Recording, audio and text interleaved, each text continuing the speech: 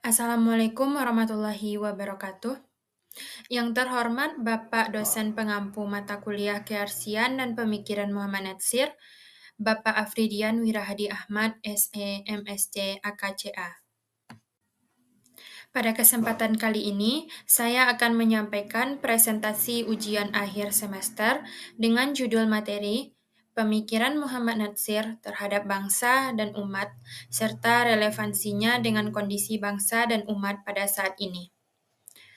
Presentasi ini disusun oleh saya sendiri, Marsya Rahma Fatihah dengan NIM 25181420110103. Saya dari Prodi S1 Keperawatan C, Universitas Muhammad Natsir.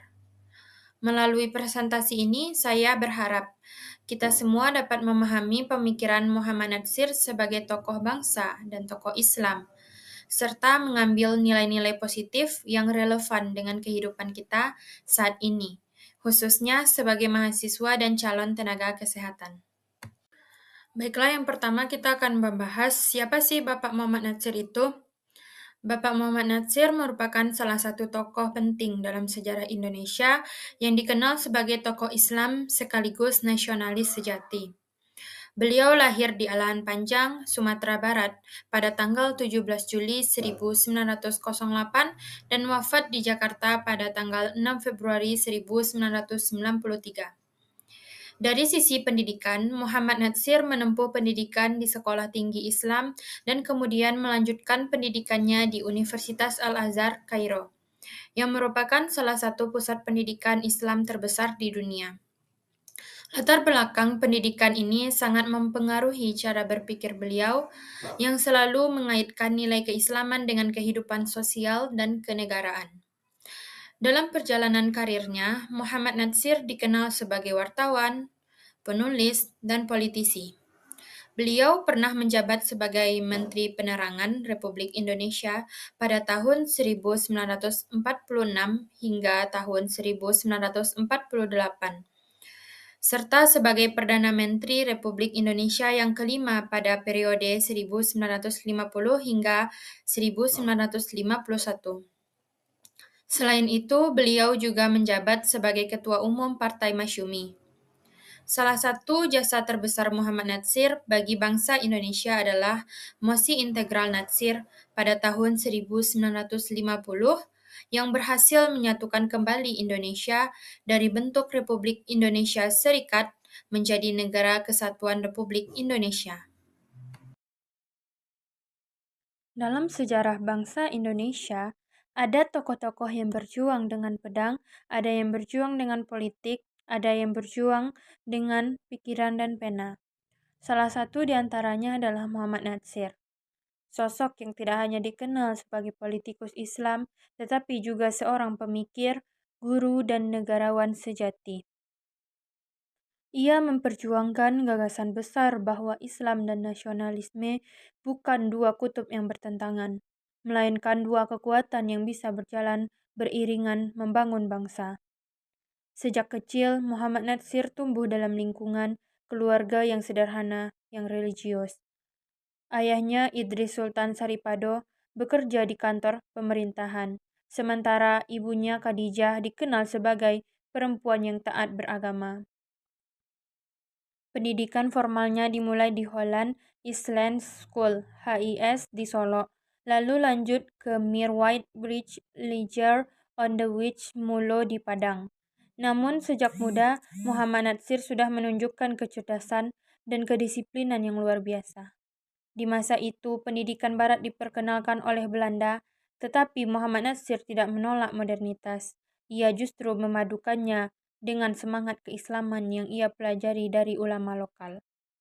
Ia kemudian melanjutkan studi ke Algemeen Middle Beer School AMS di Bandung. Dan disinilah jalan hidupnya mulai berubah. Di kota Bandung inilah Muhammad Natsir bertemu dengan tokoh-tokoh penting seperti Ahmad Hasan dari Persatuan Islam yaitu Persis. Pertemuan itu menjadi titik balik yang membentuk landasan intelektual dan religius Muhammad Natsir di masa depan.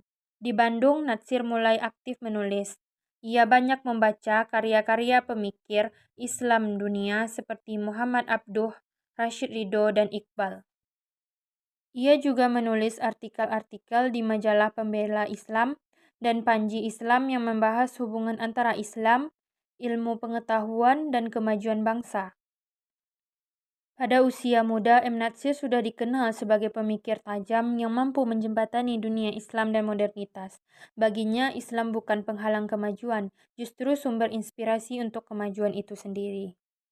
Selain menulis, Muhammad Natsir juga aktif di organisasi Jong Islimit Bonn, yaitu JIB, wadah pemuda Islam berpendidikan barat yang ingin tetap berpegang pada nilai-nilai Islam. Dari sinilah tumbuh kesadaran baru bahwa umat Islam Indonesia harus berperan aktif dalam pembangunan bangsa. Setelah Indonesia merdeka, Muhammad Natsir ikut membentuk Partai Masyumi, yaitu Majelis Syuro Muslimin Indonesia. Partai ini menjadi wadah politik umat Islam terbesar pada masa awal Republik. Tahun 1950, Indonesia berada dalam situasi sulit. Negara sedang terpecah menjadi beberapa bagian di bawah sistem Republik Indonesia Serikat, yaitu RIS. Melihat kondisi itu, Muhammad Natsir mengajukan mosi integral di parlemen, sebuah usulan untuk mengembalikan Indonesia menjadi negara kesatuan. Mosi itu diterima dan sejak saat itu lahirlah kembali Negara Kesatuan Republik Indonesia yaitu NKRI yang kita kenal saat sekarang ini. Ini salah satu kontribusi terbesar Muhammad Natsir terhadap bangsa.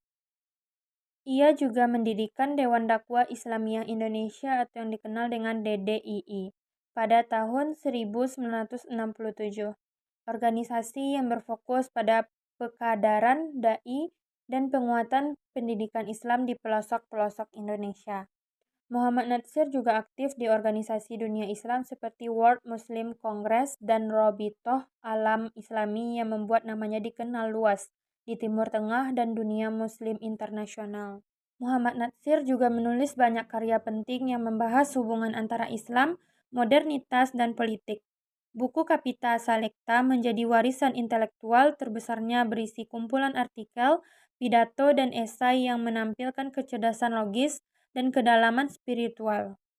Melalui tulisan-tulisan itu, kita bisa melihat sosok Muhammad Natsir sebagai pemikir nasional yang religius dan religius yang rasional.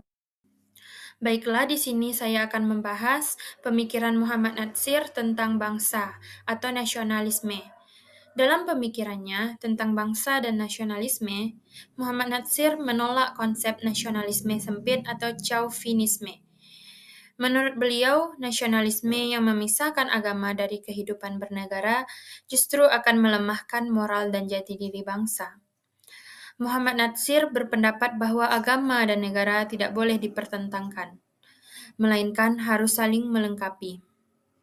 Beliau menyatakan bahwa cinta tanah air adalah bagian dari iman atau yang dikenal dengan istilah hubul wathan minal iman, yang artinya mencintai dan menjaga negara merupakan bagian dari tanggung jawab seorang Muslim. Muhammad Natsir juga menerima Pancasila sebagai dasar negara yang final dan melihat sila ketuhanan yang Maha Esa sebagai fondasi moral dan etika dalam kehidupan berbangsa dan bernegara. Dengan demikian, nilai-nilai keagamaan tetap dapat hidup dan berkembang dalam kerangka negara Pancasila. Selain itu, Muhammad Natsir sangat menekankan pentingnya persatuan dan kesatuan bangsa. Hal ini dibuktikan melalui mosi integral Natsir yang menunjukkan komitmen kuat beliau terhadap keutuhan Negara Kesatuan Republik Indonesia. Baiklah, selanjutnya kita akan membahas pemikiran Muhammad Natsir tentang umat atau solidaritas Islam.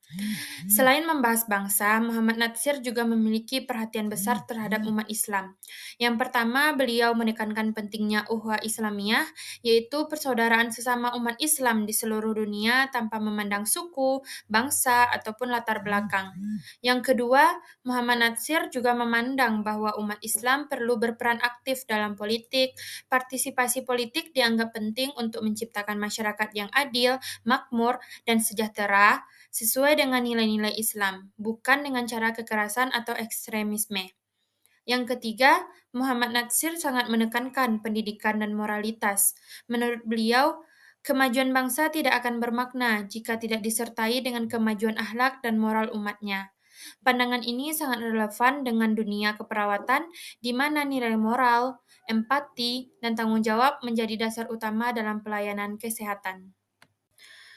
Selanjutnya, saya akan membahas integrasi bangsa dan umat.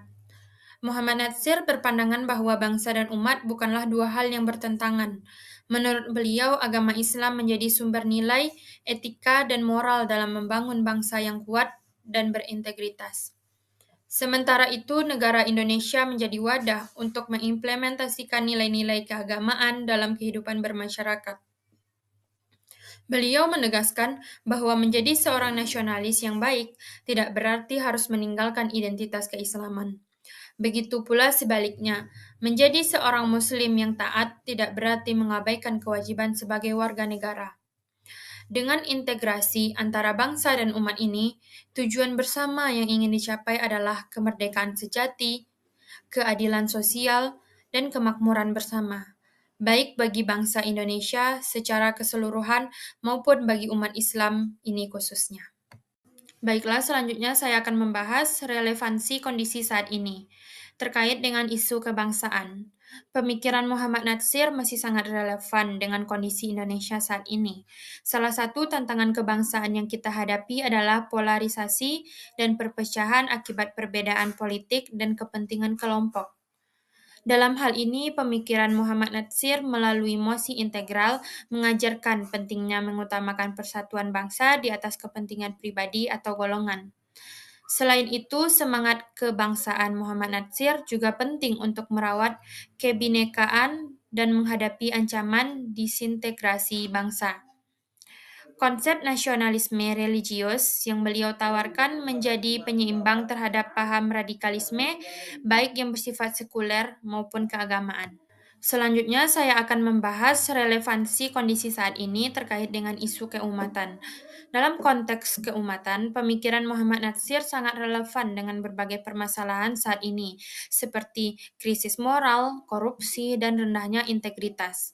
Fokus Muhammad Natsir pada pendidikan dan pembinaan akhlak sangat penting untuk membentuk individu yang bertanggung jawab, jujur, dan beretika.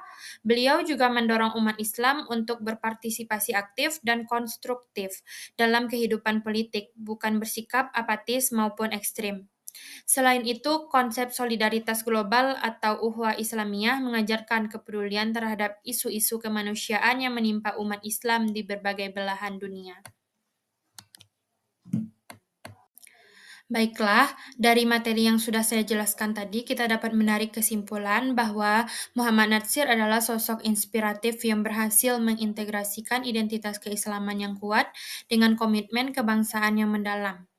Pemikirannya menawarkan solusi moderat terhadap hubungan antara agama dan negara yang hingga kini masih menjadi perdebatan. Kita harus mampu meneladani sikap Muhammad Natsir menjadi umat yang berakhlak sekaligus menjadi warga negara yang bertanggung jawab dan mencintai tanah air seutuhnya. Nilai-nilai yang beliau ajarkan sangat relevan untuk diterapkan dalam kehidupan bermasyarakat, termasuk dalam profesi keperawatan yang menuntut sikap profesional, empati, dan tanggung jawab sosial. Dari Muhammad Natsir kita belajar bahwa agama dan negara bukan musuh, tetapi dua sayap yang membuat bangsa terbang lebih tinggi.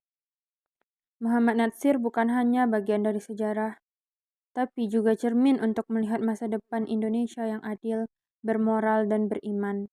Pemikirannya tentang integritas Islam dan kebangsaan adalah warisan yang tak ternilai. Warisan yang seharusnya kita jaga, renungkan, dan lanjutkan. Muhammad Natsir berkata, agama tanpa ilmu lumpuh, ilmu tanpa agama buta. Semoga kita bisa mengambil pelajaran dari sosok besar ini dan menjadikan nilai-nilainya sebagai panduan untuk membangun Indonesia yang beradab dan bermartabat.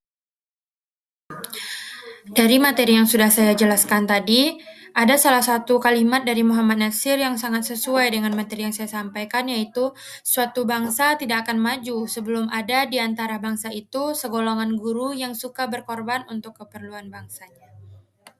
Sebagai mahasiswa keperawatan, kita dapat meneladani sikap Muhammad Natsir dengan menjadi tenaga kesehatan yang berakhlak, berintegritas, dan memiliki rasa cinta terhadap bangsa dan negara. Demikian video presentasi ini saya sampaikan. Terima kasih atas perhatian Bapak atau Ibu dosen dan teman-teman sekalian. Saya sudahi dengan wassalamualaikum warahmatullahi wabarakatuh.